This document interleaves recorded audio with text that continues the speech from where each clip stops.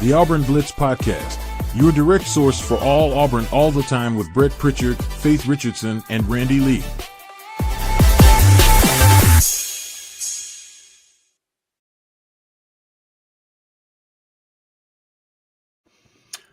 What's up, everybody, and good morning. Welcome into the Auburn Blitz Podcast, here to get your week started. We're glad that you've joined us wherever it is that you're tuning us in, listening, watching, wherever throughout the day, and we're glad that you get your day started with us here on the Auburn Blitz Podcast. Brett, Faith, and always Jason Caldwell here on a Monday morning to get everybody started. Jason, I'll kick it straight to you. Good to see you, man, and let everybody know where they can catch up with you guys and how they can follow all your great content. Yep, can check us out at auburnundercover.com, part of the 24/7 network and all the social media platforms, all those things, YouTube and more. So come check us out.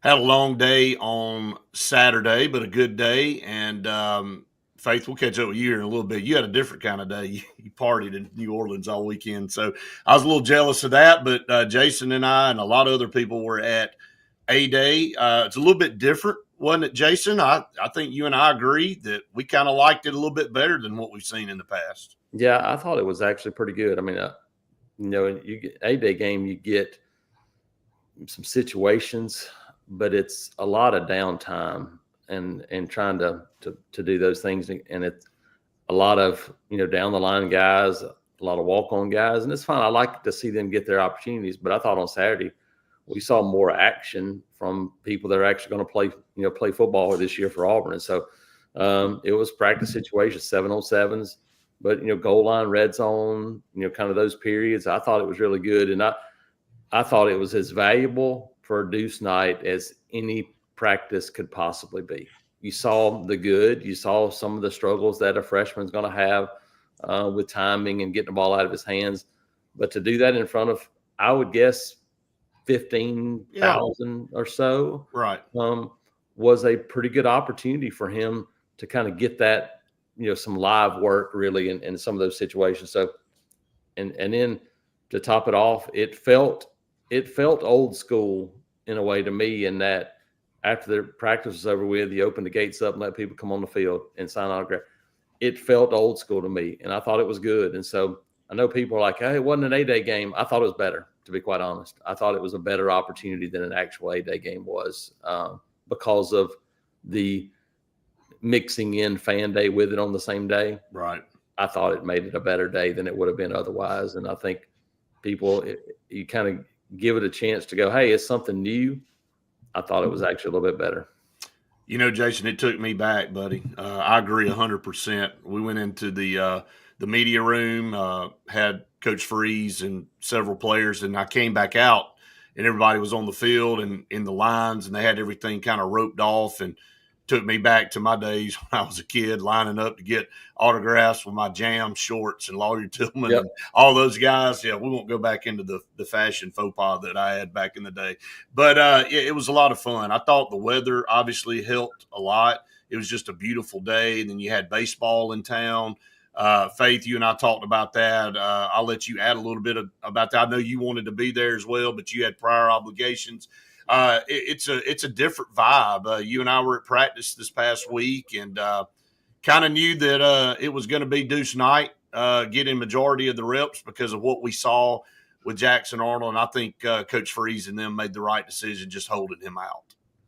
Yeah, I think so for sure. I kind of wanted to ask you all what y'all saw that was different from practice that we've seen all throughout the past couple of weeks going to practice. What was the main thing on both offense and defense that stood out to y'all? Jason, I'll let you go. Yeah, I don't know that it was much different than what we saw. Most people hadn't seen it before. I thought there were a couple of things maybe that jumped out a little bit. I think the secondary group jumped out in that they made it really difficult for this now they didn't have a whole lot of Eric Singleton and very little of Cam and Malcolm. And so you didn't have those guys out there in a lot of those situations. It was more of, saw a lot of Perry Thompson who had a really good day. And so I thought that was the gun, but you didn't see as much of those guys, but I thought secondary group was impressive. I thought Auburn ran the ball well. on offense. I thought the running game was pretty good. And to do that without Xavier Chaplin, without Connor Lew, you still missing a couple offensive linemen. I thought that was impressive. But the one thing that probably jumped out to me as much as anything was it kind of felt like, okay, here's what maybe the first and second groups will kind of look like defensively. Obviously, no Keldrick Falk. So that, right. But we saw Jordan Crawford and Malik Autry. We did. And Jared Smith and Bryce Diaz and Anquan Fagans and Eric Winters and Blake Woodby and Donovan Starr. Those 7 freshmen playing in those mixed in groups with what you would consider the top group on that day. And I think they're going to play. So I thought that was the most impressive thing to me, is that just the continuation of talent that has been added and seeing those guys get out there. And I told somebody on the field Saturday, I was talking to Clint Mosley. Yeah. He was there, and talking to him and Chris Todd, so a couple of former quarterbacks. And I turned around at one point. I said, look, Anquan Fagans, I was pointing out some guys. I said, 21. I said, I've never seen him play a game where he didn't intercept a pass. A couple minutes later, he had an interception. Like, I've just never seen him. He's unbelievable. A game, he not really those kind of things. And he did it again Saturday. And so the overwhelming thing for me was probably the freshmen and those guys going, okay, we're going to make plays. So that was probably the biggest thing for me. Yeah, I'll piggyback off that, Jason. I think, there's positives and negatives to having guys out like Connor Lew and Too Tall. You get other guys that get reps, and the same on the defensive side. You got guys that maybe aren't going to get to play. You know what they can do. You want them as fully healthy going into summer and fall camp as you possibly can. So you get other guys out there. And this we knew this was a talented class. And I think Faith can back me up on this. And I think you and I've had this conversation, Jason. You brought up Anquan Fagans. And to me, he may be the most important Auburn guy in this class. I mean, from a football IQ and all of everything that you pull into athleticism and all, being game ready at such an early age. I mean, because I went down and I hung out with the pass rushers for a while. I was the only guy down there for a long time, just kind of watching them go through drills, because I like watching pass rushers and kind of seeing what they can do. And then the defensive line kind of mixed in. But, Jared Smith looks he's great, but he's thin in the lower half. And I've talked about that. He's going to have to get in the weight program and get a little bit better there. But New Boy and Eric Winters, man, they look the part right now. I mean, physically. And then, like you said, I don't think I've ever remembered a game where he doesn't pick a pass off. I mean, he's a ball hawk. He's physical in that position, but he has a nose for how to read plays, and they develop. I think you and I were standing there, all three of us maybe at practice, and we said, man, that was a bad throw by Jackson. And it was like, no, not really. It was really just a good play by Anquan. He made a play that most people couldn't have made. Yeah, the read he has. Yeah, it's what he does. And so that you're right. I thought, that was important, and he just continues to do those plays and make those plays. And I thought that's what will put him on the field this fall in some capacity, in my opinion. Let's go down the roster a little bit. I'm not going to go through the whole thing, but obviously, starting at the lines of scrimmage, somebody commented the other day after I made a comment. I said, we're probably going to have to get another interior defensive lineman or maybe 2 in the portal. And they were like, oh, we got plenty of defensive linemen. I'm like, well, you hadn't been looking at what we've been looking at. I'm not saying that what we have is not good, but you cannot, and you heard Coach Free say in the post-game or post-day press conference, Jason, that you can't ever have enough interior defensive line. I don't care how many you have. Yeah. You got to have bodies there that can rotate in and out. From a eye standpoint, you may go, yeah, we got some great guys, and we do. And a lot of them are young.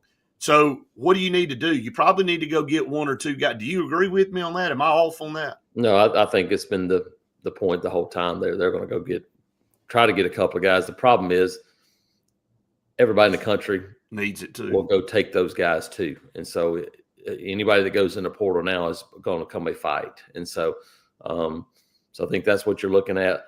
Can Auburn – here's the thing.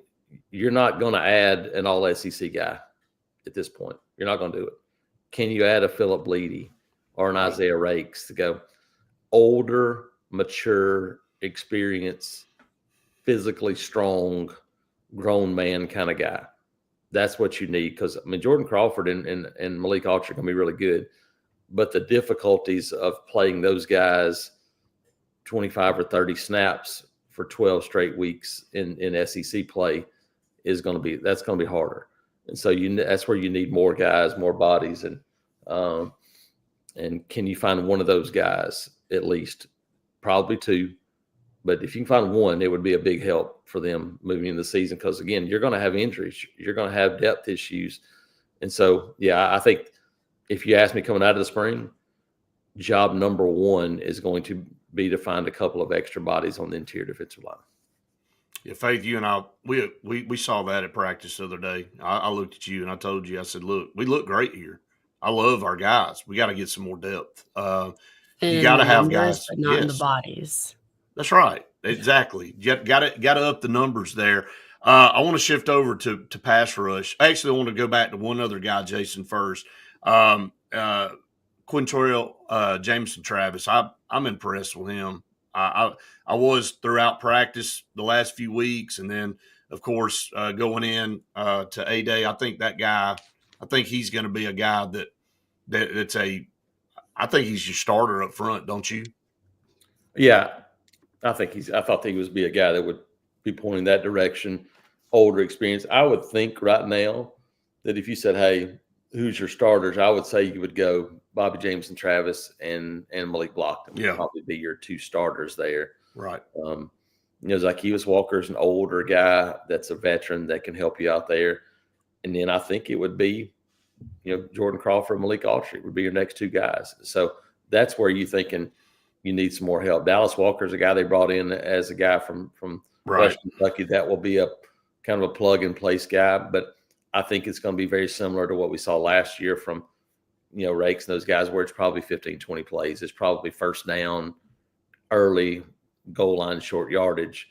But I think you need more help for sure there. But I would say those would probably be the two guys I would lean to. We saw Jordan Crawford. I can't let a podcast go without talking about Jordan Crawford. Made a great play, Jason. I mean, this guy is always around the football, and he's fast for his size. He's got great footwork. He was unblockable in high school. I've told everybody that'll listen till their ears bleed that he's the best defensive lineman I think I've ever seen in high school football. And you and I have been watching high school football a long time, and he just demanded a double team. And if you didn't double team him in high school, you could forget it. Your quarterback had zero time. Your running back had nowhere to go. So he made Vodney Cleveland better. He made other guys on that defensive line for Parker better because everybody was trying to concentrate on him, and he is going to get reps on this defensive line. No question. No, we talked to some folks last. I'm actually Malik Blockton. Malik Blockton said he's the strongest person that he's ever seen with his own two eyes. And his older brother was Marcus Harris, who played at Auburn and got a little run in the NFL. I mean, he was a grown man. He's played with a bunch of grown men, and this is a true freshman coming in that's that strong and physical and powerful. So yeah, I pointed all along. I thought Jordan Crawford was the most ready. I thought Malik Archer had the most upside, and we saw both of those things on Saturday. Malik Archer made a couple of really impressive plays where he chased the ball down on a quick pitch and did some things. And I think both those guys have, in my opinion, have cemented themselves into the playing rotation as true freshmen on the defensive line. Right. Faith, a couple of guys that we'll talk about. Keldrick Falk obviously didn't participate much at all throughout spring, just trying to get back. But Kieron Crawford, we like Kieron Crawford a lot, kind of in that buck position. He's got a high motor. To me, he plays violently, which you've got to play at that position. I love what he brings to the table.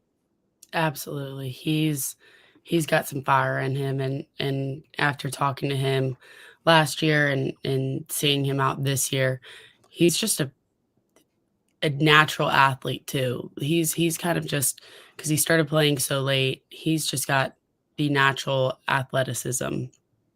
And we saw how well he fit in last year. and I'm looking forward to seeing how he can make that same impact, but on a bigger level now with 1 year here already under his belt and being able to just finally, I guess, feel, I mean, not that he didn't feel comfortable, but it is easier after you've been playing with everybody for a year. So I'm excited to see how he keeps going because, yeah, he's explosive. And like you said, he plays violently. And that shows when you see somebody playing with a full head of steam going in there. Yeah, team leader too. I think he's a guy. I think Coach Freeze mentioned as a guy on the defensive side of the ball that you look at maybe as a team leader. Jason, let's shift over and talk about linebackers. What's your opinion on where Auburn is right now at the linebacker position? Yeah, I think solid. I think Robert Woodyard, DeMarcus Riddick, once he gets back out there, Right, full bore is going to be one of your starters. But I thought the young guys did some good things. I thought, Bryce Diaz, and you look at those guys. J.J. Falk is a guy that's done some things. well, he looks impressive, doesn't he? Does. Physically, I still think it's another spot. If you said what are the two spots on this team, I still think it's going to be interior defensive line, and can you add another older, right, maybe just true inside middle linebacker, like we did with Dorian, like Dorian Mosley last year. I think if you can find a similar type guy, that'd be really important for this team. But Woodyard's come on a lot, so I think they're in solid shape.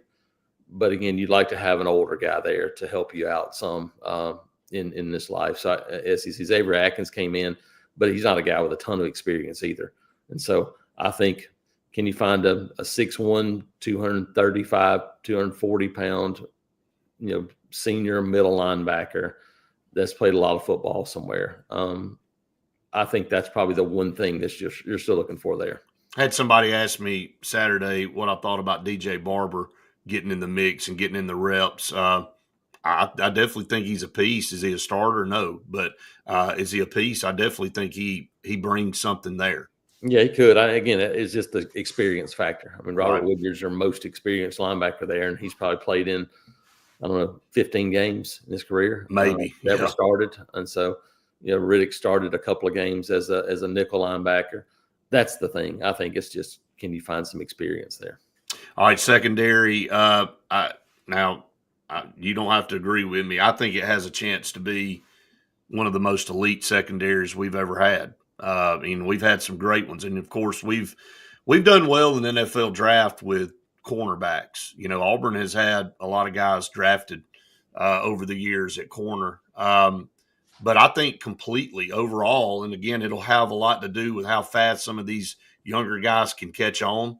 But what you bring back in the secondary, and then what you added to it, this is one of the best secondaries I can remember. Yeah. I mean, how well and maybe how much will depend on what the defensive line does ultimately in rushing the passer and doing some of those things. But just in terms of numbers and talent, yeah, I don't know. It's up there for sure. When you think about, Kayan Lee and Jay Crawford at corner, you think about those two guys, and you think about adding Rayon Strader outside, and then the freshman. And then you still have Tyler Scott back. And where does Champ Anthony fit into this thing? I mean, all of a sudden you look and you go, you're 5'6" deep at corner. Nickel, you slide in a little bit. We've seen Sylvester Smith play a little nickel. We've seen Caleb Harris play a little nickel. We've seen Anquan Fagans play a little nickel as well. And then we know that Kinsley Faustin's a guy that can play nickel and safety. I thought Saturday we almost saw the three safeties rotating between all three of those spots, depending on maybe the formation and who it was. Two safeties, one nickel. The next play, it was two safeties and another nickel. I think that's valuable. But you look back there in Caleb Harris, Sylvester Smith, then you add in Fagans and Eric Winters. You add in the transfer from Georgia Tech. Terrence Love went in the portal, and Terrence Love had a really good spring. But I think you look and go, man, where's my road to playing time with these guys coming in? And it's probably not there. I think T. Love can play and be really good. Just a lot of guys here at the safety spot. So, yeah, I think the secondary probably from 1 to 10 is about as good as an Auburn team's had in a long time. I agree. I agree. All right. Well, thanks some of our partners here, and then we'll get over to the offensive side of the football. Faith, Sense of Green, one of our top partners here on the program. Yeah, Green for air that's cool and clean. Call on Green. They are the carrier dealers for the state of Alabama and proud supporters of Auburn athletics and the Auburn Blitz. We've got the humid summer being in the South, obviously. So if you buy a carrier unit from Green, you're going to be saving thousands of dollars on new installation with Green. You don't want to have the humidity inside of your house. There's nothing worse than going to sleep and it's just hot and warm and muggy in your room. So, or in your house, just making sure that, you've got clean air that is going to keep you right for the whole summer, because we've had hot and cold back and forth all fall and winter and everything like that. So, yeah, Green will save you thousands of dollars on new installation with Green. And Bunkers in downtown Auburn. Can't thank them enough. What a great Masters tournament we had this weekend. Jason, I'll get your thoughts on that in a little bit, but Bunkers is the place to go. Great food, great atmosphere, great service. Downtown Auburn on West Glen. Go check them out. 50 parking spots there for you, so you never are in trouble when you're trying to find a parking spot. Scout Program Management, a full construction management firm in Birmingham, Alabama, specializing in educational projects from start to finish, pre-planning all the way to the finished product. They'll take you all the way through, and you don't have to worry about anything. They'll make sure everything's done correctly. Check out Scout Program Management in Birmingham. Jason, I got some comments coming in. Greg said the freshman D-line class is going to be good. What do you think about J.C. Hart? Greg wanted to know. Yeah, I think JC's a guy that there's no question in athleticism. I just wonder now if his lack of background at DB is going to keep him from pushing those other guys. Right. I wonder if we'll see him maybe get a look on offense, even though there's a ton of wide receivers for this team too. But he is athletic. He's really athletic, and so I think it's part of sometimes it's a difficult part when you bring in guys who are advanced. We saw it last year. For Perry, you go like, man, he wasn't as advanced as the other guys, and it took him a little bit longer. I think the same thing's true of JC, and he's been hurt a little bit. He's had a shoulder issue, and then he's been banged up again this spring. And I think that's really hurt him because he needed all those reps he could get with those young guys on the field. Terrence Love gets in the portal right after A-Day. I don't know that anybody's surprised by that. I mean, I like Terrence Love, but, just, again, it goes back to where are you going to play and what's the opportunity for you. And, the guys that Auburn brought in this class and what they're doing right now, I hate to say it, but probably bumped him down a notch or two. Yeah, no question. Yeah, I think it was that. He trimmed down, lost a little weight, got a lot quicker, more explosive, and I thought he had a really good spring. Problem is that there's a bunch of guys there. And so I think an older guy like that, you're going, can I wait around again? Because you're waiting around with two guys that are just sophomores in Sylvester Smith and Caleb Harris. And so you're like, right, there's not a whole lot of room that you think about waiting your turn for a guy like him. A little different for Robert Woodyard because he knew there was going to be some opportunities. There's a bunch of young guys still left up at that safety spot. All right, let's go to offense. Naturally, we'll start at quarterback. No Jackson Arnold because of the tweak. We all saw it at practice. Didn't really say much about it because, the good thing is he came right back out there and you could tell he was fine. Made the right decision. Hate that you didn't get to see him go through spring A-Day, for the fans and all. But, Coach Freeze talked about him in the post press conference. Thought he had a good spring. Just your initial thoughts on it. You kind of added this, Jason, about Deuce Knight.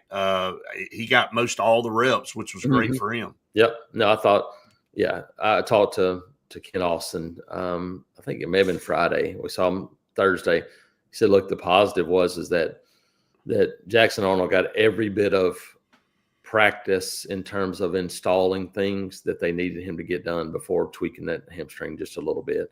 So they weren't going to push anything. There was nothing left for him. And he's a guy that's played in front of, 90, 100,000 people before. So doing that on a Saturday A-Day situation wasn't as big of a deal for him as it was for Deuce. And so honestly, I'm not sure how much we would have seen Jackson Arnold anyway. but they definitely weren't going to push things with him. And so, yeah, we saw. I mean, Jackson was walking around Saturday. He was on the field, no issues there. So, I mean, he'll be fine. But I thought, yeah, for Deuce, it was an opportunity to go out there and have more learning opportunities, and we saw some of that. I think the one thing that we've heard from folks, and we saw a little bit ourselves too on last Thursday, was just for him not quite anticipating throws just yet, and that's the hard part of coming in and this speed and the speed of the DBs and tight windows and doing those things. You hear the same thing when guys go from college to the NFL, and they go, look, Right. you can't wait on a guy to get open. You have to throw him open. And I think that's the thing that I think Deuce is learning now. He's done that a couple of times, but I thought Saturday you saw, look, he holding the ball a little bit too long. And so I think as you continue to mature and develop, and now you go back and watch Saturday and watch the spring, then those are things you continue to work on. But I thought it was a great day, and you can see the talent level for him, the arm strength, the things he's done. And so I thought from a quarterback perspective, if he had gone out there and just lit up Auburn's defense Saturday, that would have been worrisome. For I would have been scared. And that so would have made me. I think you saw enough on both sides to go, okay, that's pretty good. We've talked about the running backs a lot, and Brett and I the other day at practice, we said, where's Jeremiah Cobb? I haven't seen him too much. And on Thursday, he, right after Brett said that, just came running through. What did y'all see from the running backs on Saturday? Yeah, I thought Damari Alston had a really good day Saturday. I thought he's really quick and explosive. I think him and Jeremiah Cobb are going to be there. But what Alvin Henderson continues to come on, and you can look and see the difference in his body already, getting in early in the spring. And we still haven't seen Darrell Robinson from Utah. Yeah. So there's still a bigger back to add to this group now as you get into the summer. But I thought the combination of the offensive line and the running backs, I thought the running game was one of the best parts of the day for me. They had some success running the football. And again, it was without Xavier Chaplin and Connor Lew. I really like Mason Murphy at right tackle. That's a big dude. The guy that I think is probably going to be a little bit underrated going into the season. He's played a lot of football. I think he's in a system he likes, and I think you put him and Jeremiah Wright next to each other, and you got 6'5", 325, 330 next to each other on that side. I think that's a big deal, and so I thought the run game itself was pretty good. Yeah, I think you take away from the offensive line that you didn't have two starters out there, and so if you did well without two starters out there, when you add a guy like Connor Lew, who's going to be a big-time NFL player, I think he may be the next big-time NFL player for Auburn from the offensive line. It's been a while. When was the last big time when we had Braden Smith? Yeah, the last offensive lineman drafted inside the first two rounds was Braden Smith, and then before that was Greg Robinson. How long ago has that been? There's only been two in the last decade. That's it. Now you've had a couple of guys in fifth, sixth round. Prince Tega want to go junior, right. Jack Driscoll, a couple of those guys. But yeah, the last first or second round offensive lineman for Auburn were Greg Smith and Braden Smith. And if you want to know why Auburn probably hasn't performed the way they needed to perform, just go to that stat. That's it. Go to that stat when you have to go dig all the way back to Braden Smith to find a guy that's been drafted as a top lineman. I mean, if you're not rolling out one guy at least a year almost in this league, I mean, go look at Alabama and Georgia and those schools. I mean, they constantly got somebody in the next year draft that's a top pick. And then when you go multiple years like Auburn between draft picks, it's a problem. It's amazing that you've done what you've done, to be honest about it. Yep. You had Driscoll in the fourth round and Prince Tega Wango Jr. in the sixth round in 2020. I mean, that before that, you had Sean Coleman in the third round in 2016. And then before that, Greg Robinson was the second round in 2014. That's the entirety of your offensive line draft group, and there's no question about it. I've been shouting from the mountaintops for the last decade that it started with Gus Malzahn, it continued with Brian Harsin, that they did not recruit the offensive line nearly well enough. And that was a big part of the issues for this Auburn offense for a long time. And people wanted the last 2 years just to go, well, snap your fingers and be good in the red zone. Well, it starts with the offensive line, and you can add transfers, and they've been better on the offensive. They have. But you still weren't good enough to go, let's go knock somebody off the ball and go win right there. This is the first year it feels like you're going to have a chance to do that, to me, since 2017. Roster top to bottom, I think all three of us agree, so much better all the way around. Now, what does that translate to? I don't know. None of us know. But it's back to a level I think we all can agree on that will give you an opportunity to compete every single time you go on the field with whoever you're playing. Faith, what you think? Yeah, for sure. I think finally we have the opportunity for our quarterbacks not to be running around like for their lives, that they're not about to be hit and hurt or something. And again, that's always had so much to do with the passing game, because if you're running and you know that someone's coming at you, of course, sometimes we've seen. Yeah, well, yeah, but we've seen just bad passes that have ended up in interceptions because they're running for their lives. Like it's not something that we've had and that our quarterbacks can feel comfortable and safe in a long time, for sure. So, yeah, but we've talked about how we've been running back university or whatever for the past amount of time, but now it looks like we're wide receiver university at this point with the depth and the talent that we have in the wide receiver room. I know, Brett, we talk about it all the time, but kind of just what did y'all see there? Jason, I'll let you kick it. I'll kick it to you, man. I was impressed. I think both of us were impressed by Perry Thompson. Thought he had the best day of maybe anybody on the field Saturday. And it just continued what we've seen from him this spring. I talked to Keandre Lambert-Smith a little bit beforehand, and I told him, I said, look, I want you to know these guys have talked about you and how valuable you've been, not only last year, but this spring. I mean, Keandre Lambert-Smith's been there every day. He's working out here, but continuing to pour into a guy like Perry Thompson. And you can see the difference. And I didn't shy away from it. I talked about it last year, talked about it when Perry came in, that I thought he had a long way to go. Not physically, but just in understanding the passing game, route running, offense, how to do all those things, understanding a defense, because they just didn't do a whole lot of that at Foley when he was in high school. It was go deep or we're going to throw you a quick screen. That was pretty much it. And it put him really behind last year. And then he didn't have spring. Malcolm Simmons didn't have spring either, but Malcolm was close enough that he was able to be in Auburn every time they practiced. He was down there every day pretty much, other than when they had a track meet. That was it. And so he got a chance to have a huge head start, even though he didn't go through spring. And I thought it really was big for Perry. So I think that's been big. I think he's looks more explosive than he did last season to me as well. And so you put those things together and you can see the ball skills. We saw a couple of big catches in spots. So you're talking about the frontline guys of Cam Coleman and Eric Singleton and Malcolm Simmons. You go, that's a really good group. Well, Sam Turner's pretty darn good. He's really good.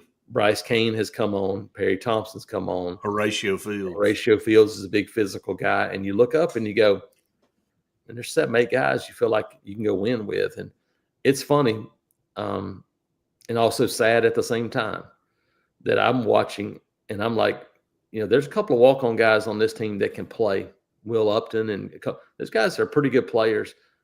3 years ago, Freeze's first team, those guys, if they're not starting, would have been in the rotation pretty quickly. Again, Cameron King can play. And so you start talking about the difference in talent level. And so that's part of it. But, yeah, I think from a wide receiver talent level, you can look and there's not a spot on this team where you go, man, I don't know. You might not have Derek Hall, but you still feel better about the entire room of pass rushers than you did 100%. with one. So I think everywhere across the board, you look at it and go, this roster's in better shape. You're right. How does it translate? We'll find out. Can you make a few plays? Alex McPherson, can he stay healthy and looks good so far? And man, that's been such a great sight to see. But just a healthy Alex McPherson last year, and you're probably at least 2 more wins, and maybe 3. Who knows? So we were in all of them. Yeah, and I think the one thing y'all were talking about earlier is from a roster standpoint, what's it look like? I think we even saw it last year. That the one thing you have to be able to do, Auburn can play Georgia well at home. They can play Alabama well at home. Mm-hmm. Can you play those teams away from home and not just get embarrassed? Last year was the first time that's really happened, where you went, okay, Georgia, you have the 4th down play where Peyton Thorne keeps it instead of giving the ball, get stopped, and that kind of lets them open it up. Alabama, you have opportunities, and you're still not quite good enough, but you played well enough to go, hey, look, we're in the game. Oh, that's the first time that's happened in a long time away from Jordan-Hare Stadium, and then you get to come back home again this year. It's all good stuff. Justin said roster has to be in the top half of the SEC now. What teams would trade rosters with Auburn? Only Vandy would have before Hugh took over. So it's pretty accurate. I mean, I hate to be that way, but it kind of had drifted down to that point. Jason, I know we got to let you go, but real quick, just want your thoughts on baseball, man. It was a huge, huge sweep of LSU, first time since 1988. So it's been a while. Yep, just pitched it well, quality pitching up and down the lineup, and the thing is that you did it without one of your top relievers in Parker Carlson, who they held out. And that's the thing that Butch and this staff, they're not going to compromise on playing the short game for the long game, and it might cost you a win in the here now, but they want guys to make it to the end of the season and be able to help. Same thing with Kay Ballou. Kay Ballou hasn't played now, in 2 series after injuring his shoulder against Alabama. They felt like, hey, he's close, but they got some other guys that can play. And so they're like, we don't have to push the envelope with him. But to sweep LSU takes some – says all you need to say. And it takes some fortune. You have to get a break here or there. They hit a ball hard at guys, and you get out of some jams and do those things. Auburn hit the ball hard too. Couple of times yesterday right at guys, and so it plays out. But held LSU to a 188 batting average for the weekend, 8 runs in 3 games. You do that, and you've got to feel pretty good about yourself. Now, you can't pat yourself on the back because now you have newly crowned number 1 Texas on the road this week, and you still have top 5 Tennessee on the road, and you still have to go to Ole Miss. So Auburn's schedule on D1 baseball is number 2 RPI. On Warren Nolan is number 1 RPI. Right. The strength of schedule, by the end of the year, Auburn will play, in my opinion, what's the most difficult schedule in the country. And so I think, now you head to the second half, you're 9-6 at the halfway point. Can you keep your head above water in the second half? You got 3 road series. That's going to be really tough. You do that, and you're going to have a chance to host because of the schedule. I mean, you've beaten Oregon State and Georgia Tech in the non-conference. You'll have Georgia Tech again. I went and looked last night. Auburn's 9-5 against top 13 teams right now in the RPI. You've already played 14 games against top 13 teams. And like I said, you still have Texas, Tennessee, Ole Miss, and another game against Georgia Tech to come. So you still have 10 more games. And on the road this week, on Tuesday, tomorrow, they're going to Jacksonville State. So that's four road games. A short week. Yeah. Because SEC a couple of years ago, and thankfully, no Sunday games on Easter. So everybody's Thursday, Saturday. That's right. That means Auburn will go to Jacksonville. They'll go to Jacksonville State Thursday night, drive to Atlanta, spend the night right by the airport in Atlanta on Tuesday night, and get up and fly Wednesday to Austin and be ready to play on Thursday. So it's a very short week. No rest for the weary in this league, that's for sure. No school for them, no class. No, they'll have it on laptop school this week. So yeah, that's the way it is anyway now. Yeah. Everybody's always on distance learning. Jason, before we let you go, tell everybody again how they can keep up with you guys at 24/7. Yep. And like I said, check us out at auburnundercover.com, part of 24/7 network. Lots of things going on when you start talking about this world that we live in now. And, part of that is, we just don't have a lot of time to talk about, but basketball. Nathan King wrote a story this morning that junior college big man scheduled to visit sometime this week, Emeka Oporum from Butler County Community College, big 7-footer. So there's lots of basketball portal, football portal will open up. And so there'll be some news going on there as well. So all that and still the stuff that's in season as well. So come check us out. Jason, appreciate you, brother. Thank y'all. Have a great Hi, week, man. Jason. Always glad to have Jason Caldwell with us here on Monday. I don't know where our icon is. Got to get that fixed there, Faith. We don't have the Auburn Blitz logo in the corner. I got it taken care of now. All you got to do is click one button. So, again, Faith, been on the road this weekend, and I think had a great trip. My gosh, I had so much fun. Did you sleep at all? I did actually. Okay, all right. We know that I'm an early bird, but I was able to. It's hard to be an early bird in New Orleans. I'm just saying. I was not as early of a bird that I normally am, but I did have so much fun, and it was awesome to be there after knowing that we just swept LSU the whole weekend in baseball. And so people were walking around. I actually saw 2 Auburn people, one wearing an Auburn baseball jersey, and another one, I don't know if it was either a hat or something, but there were a lot of LSU people, and it was an internal just happiness that I knew we just beat them all weekend. Yeah, just look, number 3 team in the country, you sweep them. I had some guys send me some pictures from the game, had our Auburn Blitz hat on, and we appreciate that. They were like, "Yep, repping in the Auburn baseball game with Auburn Blitz." Justin just put on here rumblings at Keyshawn Murphy committing today. You and I talked about that last week. I thought when he got in the portal from Mississippi State, kid from Birmingham, really back good over the state lines. Yeah, bring him back over. But again, it goes to this roster of how many guys that we have. I mean, he comes in. I think he's a big guy inside. He's going to be one of those pieces that replace a Dylan Cardwell or Janai Broom, however you want to look at it. But brings in a game that's physical. Really like his style. Loved him in high school, and glad that maybe that will happen today. We'll keep you posted on that. And of course, it's like Jason said, there's only so much time in a day, and you try to get to all this stuff. You got the portal going on with basketball. Now you got the portal going on with football. Spring football just wrapped up.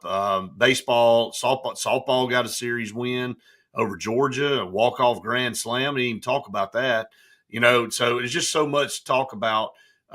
You and I this week, we have a busy week, got a lot of stuff going on as well.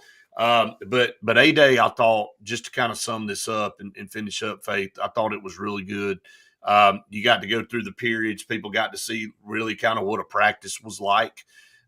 So you got to see some individual things, that I thought stood out. Again, in the skeleton drill, I thought Deuce made some really good throws to Malcolm and Perry.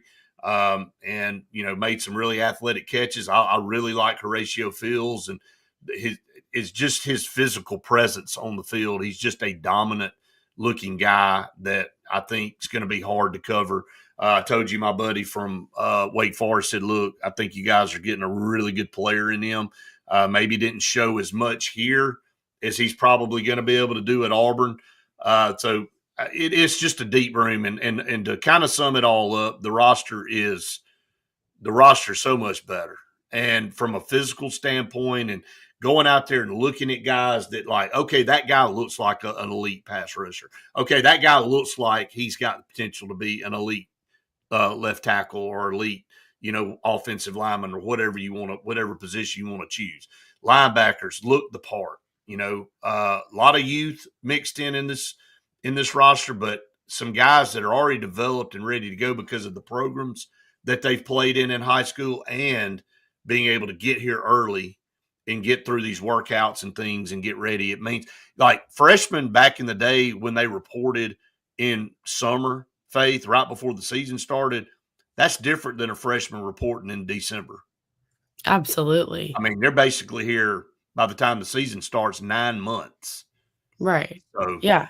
And the opportunity to be able to do that is obviously school is important, and if you can't graduate early to go, then you can't. But um having the opportunity to work out and practice with a lot of these guys for so long, and like Jason was talking about with Malcolm, it was different because he was so close, and right down the road that he was able to go to practices and stuff.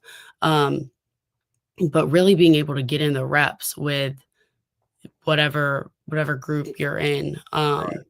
it just makes the biggest difference, I think. And, your meal plan, your nutrition, everything like that, everyone's wanting to, um, majority of the time, bulk up and get to the physique of these older guys.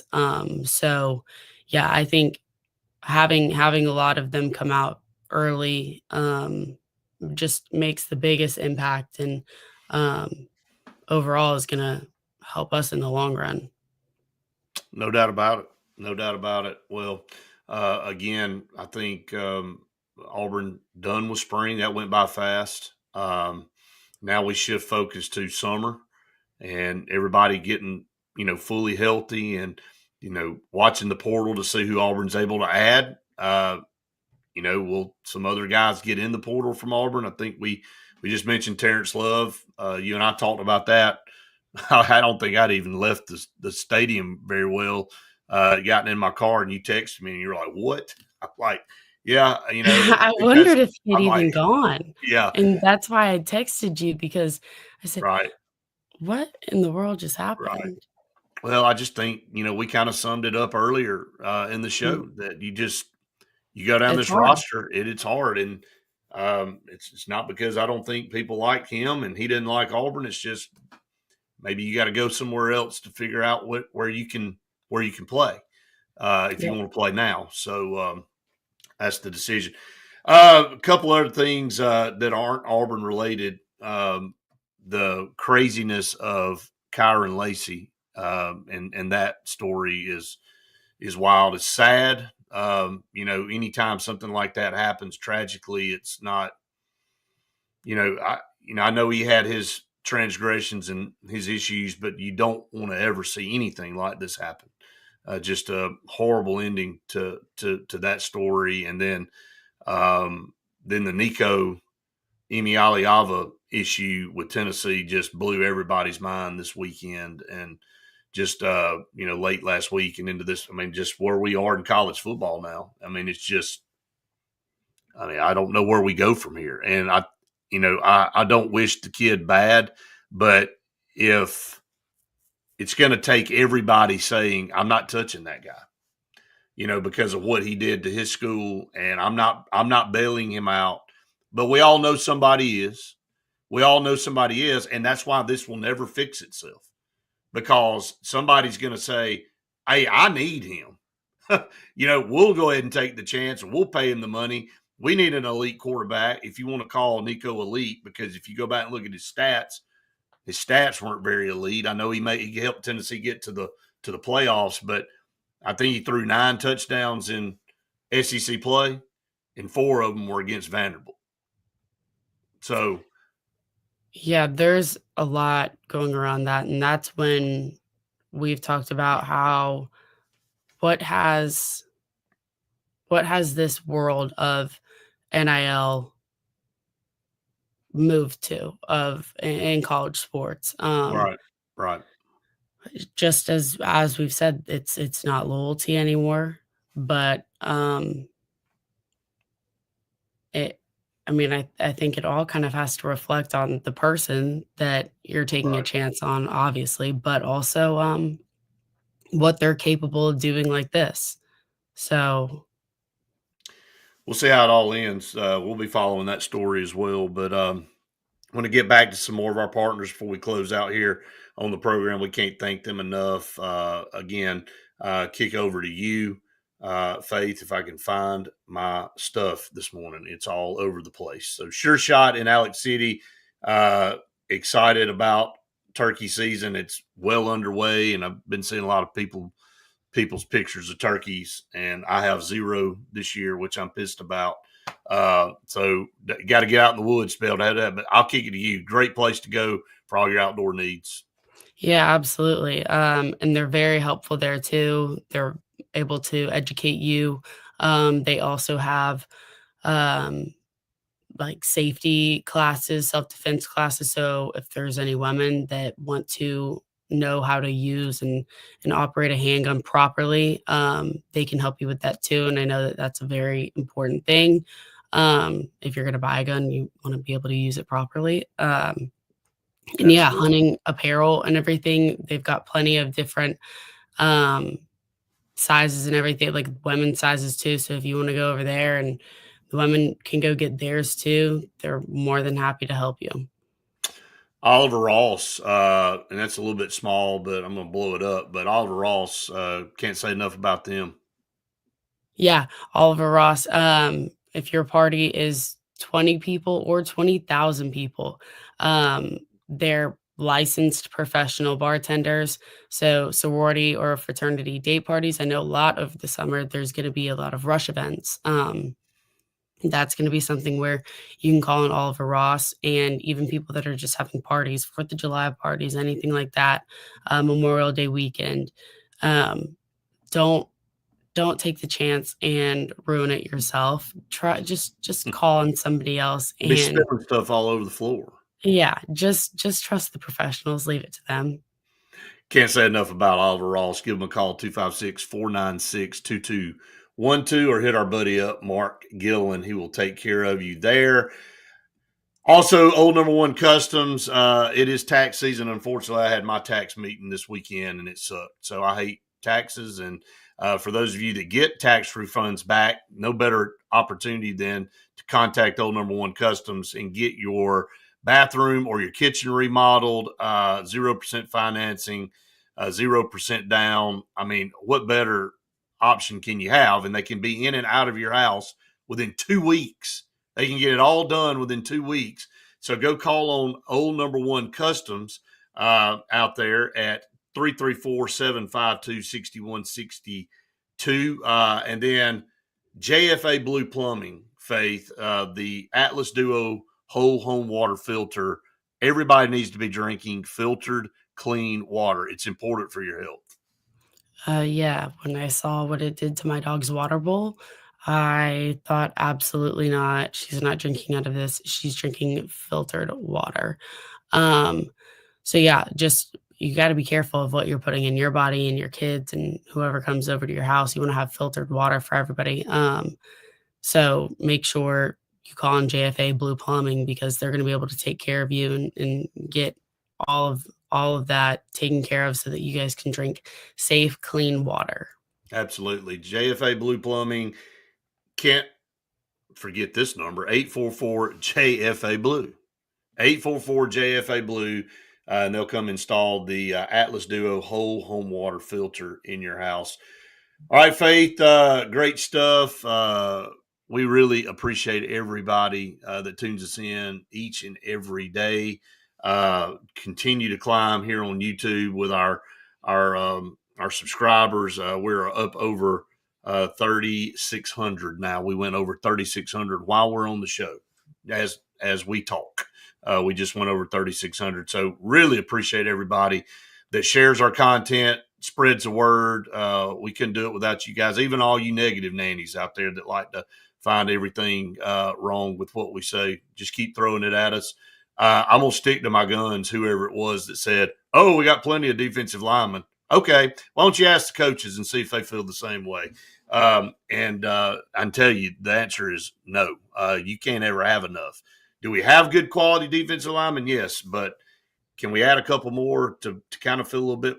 I mean, look, injuries are part of the game. You're Right. just 1 or 2 plays away from having a guy that's not even an option anymore. So, so keep the comments coming, good, bad, ugly, all that stuff. We appreciate it, and it just kind of feeds us a little bit. But Faith, glad to have you back. I'm glad you had a good weekend, safe down in the Big Easy. It was packed down there, but y'all had good weather. It seems like y'all had a good time, so that's a good thing. We did. So much fun. Ready to be back in Auburn, though. I can promise you that. I know you are. So, all right. Well, everybody have a Best day ever. and a big O.